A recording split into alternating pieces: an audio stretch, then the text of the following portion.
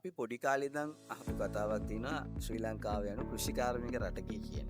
එතකොට අපි දන්නවා සබ්බේ සත්තා ආහාරට්ටිතිකා කියලා බුද්ධ වචනයක් තියෙනවා. සියලු සත්වෝ ආහාරය මත යති. එතකොට මොන ප්‍රශ්නය වුණත් අපි අවසානයේ අපි මේ රැකියාවල් කරන්නේ හැමදේම කරන්නේ හොඳ යහපත් ගුණදායක පෝෂ්‍යදායක ආහාර වේලා භුක්ති විඳීම උදෙසා. මම කල්පනා කරා ඇත්තටම මේ මොන ශාස්ත්‍රයේ දැන් අපි දන්නවා අද වෙනකොට තොරතුරු තාක්ෂණ ශාස්ත්‍රයට යම්කිසි අභියෝගයක් කෘත්‍රිම බුද්ධිය හරහා යොමු වෙලා තියෙනවා. නමුත් මේ ආහාර නිෂ්පාදන ක්‍රියාවලිය කියන එක එහෙම කිසිම තාක්ෂණයකින් රීප්ලේස් කරන්න පුළුවන් ශාස්ත්‍රයක් නෙමෙයි විශේෂයෙන්ම කෘෂිකර්මාන්තය කියන්නේ. ඒ වගේම මෙතනදී භෝග නිෂ්පාදනයේ සිට ආහාර නිෂ්පාදනය දක්වා අපිට පුළුවන් යන්ත්‍ර සූත්‍ර මේකට ඕන තරම් තාක්ෂණය මේ වෙනුවෙන් යොදා ගන්න. නමුත් අපිට තවමත් පුළුවන් කමක් නැහැ විශේෂයෙන්ම මේ ආහාර නිෂ්පාදන ශාස්ත්‍රයේ වෙනත් තාක්ෂණයකින් රීප්ලේස් කරන්න.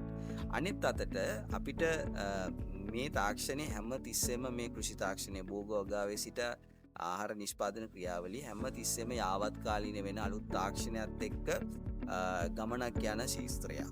ඒ වගේම අලුත් සොයා ගැනීම විද්‍යාත්මක පර්යේෂණ හැම තිස්සෙම සිද්ධ වෙන ශාස්ත්‍රයක්. ඒ නිසා මම කල්පනා කරා මේ ශාස්ත්‍රයේ ඇතුලේ අපි හිතා ගන්නවත් බැරි අවස්ථාවන් ප්‍රමාණයක් තියෙනවා කියලා. අපි ඇත්තටම මම උසස් පෙළට කෘෂිකර්මාන්තය කරන කාලේ අපේ ඒ කාලේදී විශේෂයෙන්ම මේ මම මොරටුවේ වැසියෙක් විදියට සාමාන්‍ය මොරටුව එච්චර මම කලින් කිව්වා වගේ ප්‍රසිද්ධ නැහැ කෘෂිකර්මාන්තය සඳහා. අපේ අසල්වැසියන්ට මගේ ඥාතීන්ට යම්කිසි ප්‍රශ්නයක් තිබුණා මම කෘෂිකර්මාන්තයේ මේ කෘෂිකර්මයේ විශේෂ තෝරා ගැනීම සම්බන්ධයෙන්. ඒතකොට මගෙන් අහනවා මොනවාද උසස් පෙළට ඒ ලෙවල්ස් වලට කරන්න කිව්වම කෘෂිකර්මයෙන් කිව්වම ඒගොල්ලෝ පුදුමෙන් වගේ මගෙන් අහන ප්‍රශ්න කීපයක් තිබුණා. එතකොට මම පෙරලා ආපහු අහනවා දැන් ඔබගේ ඔළුවේ මැවුනේ මම කෘෂිකර්මයේ කරන කිව්වම මොකක් හරි අල වගාවක් එහෙම නැත්නම් තේ වගාවක් මොකක් හරි එහෙම දෙයක්ද කියලා. ඒගොල්ලෝ කියනවා ඔව් කුඹුරක් එහෙම කියන එක තමයි කියන්නේ.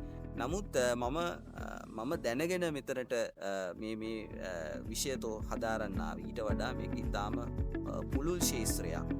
අපි මේක ජෛව විවිධත්වයත් එක්ක ජෛව රසායනය, ජීව විද්‍යාව, රසායන විද්‍යාව, භෞතික විද්‍යාව, ඉලෙක්ට්‍රොනික පරිගණක මේ හැම ශාස්ත්‍රයක්ම ආවරණය වෙන විශාල පුළුල් ශාස්ත්‍රයක් කෘෂිකර්මාන්තය කියන්නේ. ඒ වගේම ලෝකයේ දැන් බිලියන 8ක් විතර ජනගහනය ඉන්න ඊටත් වැඩිත් මං හිතන්නේ. ඉතින් මේ මිනිස්සුන්ට ඕන කරන කෑම ටික හදන්නේ විතරක් නෙමෙයි සත්තුත් ඉන්නවා. ඉතින් ඒ සත්තුන්ට අපි ඒ සත්ත්ව පාලනයත් කරනවා. මේ ඔක්කොගෙම අපි ඉතාම අපිරිමිත විදිහට දැන් මේ ජනගහනය එන්න වැඩි වෙනවා. අඩු වෙන්නේ නැහැ. නමුත් මේ නිෂ්පාදනය ගුණාත්මක ප්‍රමාණාත්මකව වගේම ගුණාත්මය දියුණු කර ගැනීම සඳහා තාක්ෂණය සහ විද්‍යාත්මක පර්යේෂණ නිරන්තරයෙන් මේ ශාස්ත්‍රයේ එන නිසා මේක කිසිම කම්මැලිකමක් අලසකමක් ඇති වෙන්නේ නැහැ මේ ශාස්ත්‍රය ඇතුලේ වැඩ කරද්දී. මේ ශාස්ත්‍රයේ හරිම ප්‍රාණවත්. මේ ශාස්ත්‍රයේ ඉතාමත් උද්‍යෝගයෙන් සහයෝගයෙන් වැඩ කරන්න පුළුවන් ශාස්ත්‍රයක්. නිසා ඕනම කෙනෙක්ට අලුතෙන් මේ ශාස්ත්‍රය ගැන ඉගෙන ගන්න කෘෂිකර්මාන්තයට යොමු වෙනවා නම් ඇත්තටම මේක ගොවිතැනට එහා ගිය විශාල පරිකල්පනීය හැකියාවක් ලබා ගන්න පුළුවන්. ගොඩාක් අලුත් සොයා ගැනීම ඒ වගේම අත්හදා බැලීම් පර්යේෂණ කරන්න පුළුවන් ශාස්ත්‍රයක් විදිහට මම මේක හඳුනාගත්ත නිසා තමයි අද මම මේ ස්ථානයේ ඉන්නේ.